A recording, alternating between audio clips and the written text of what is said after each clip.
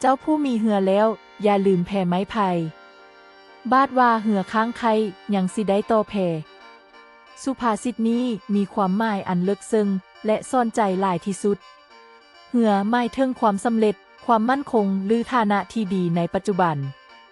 แผ่ไม้ไผ่หมายถึงสิ่งที่อาจเบิ่งคือว่าด้อยกว่าแต่เคยช่วยเหลือเฮาในอดีตหรืออาจจะเป็นประโยชน์ในอนาคตสุภาษิตนี้สอนให้เฮารู้จักความกตัญญูรู้บุญคุณบ่ลืมคนที่เคยช่วยเหลือเฮาในเวลาลำบาก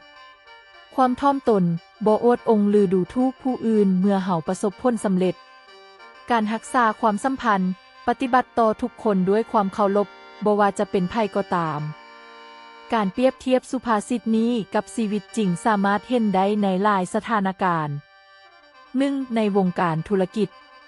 เจ้าของบริษัทใหญ่บ่ควรละเลยพันธมิตรธุรกิจขนาดน้อยในยามวิกฤตพันธมิตรเหล่านี้อาจเป็นผู้ช่วยที่สำคัญนักธุรกิจที่ประสบผลสำเร็จบ่ควรลืมเครือข่ายเก่าหรือลูกค้ารายน้อยที่สนับสนุนมาแต่เริ่มต้น2ในอาชีพการงานผู้บริหารระดับสูงบ่ควรเหมือนเซยพนักงานระดับลุ่มในยามวิกฤตความช่วยเหลือจากพนักงานเหล่านี้อาจเป็นสิ่งสำคัญ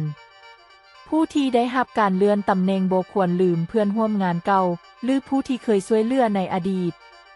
เน็ตไอดอลบ่ควรลืมแฟนคลับที่ให้การติดตามและไลค์แชร์ 3. ในชีวิตส่วนตัวคนที่ประสบผลสำเร็จในชีวิตบ่ควรลืมหมู่เพื่อนเก่าหรือครอบครัวที่เคยช่วยเหลือในยามลำบากผู้ที่แต่งงานกับคนห่างมีบ่ควรลืมครอบครัวของตนที่อาจจะทุกข์ยากกว่า 4. ในการศึกษานักศึกษาที่ได้รับทุนการศึกษาไปเรียนต่างประเทศบ่ควรลืมโรงเรียนเก่าหรือครูอาจารย์ที่เคยสั่งสอนนักวิชาการที่มีชื่อเสียงบ่ควรลืมสถาบันการศึกษาที่เคยให้โอกาสในการเรียนรู้ 5. ในการเมืองนักการเมืองที่ได้รับตำแหน่งสูงบ่ควรลืมประชาชนไพฟ้าราษฎรหรือชุมชนที่เคยสนับสนุนผู้นำประเทศบ่ควรละเลยพันธมิตรระหว่างประเทศที่เคยช่วยเหลือในยามวิกฤต 6. ในวงการกีฬานักกีฬาที่มีชื่อเสียงบ่ควรลืมทีมเก่าหรือผู้ฝึกสอนที่เคยช่วยพัฒนาทักษะในตอนเริ่มต้นอาชีพ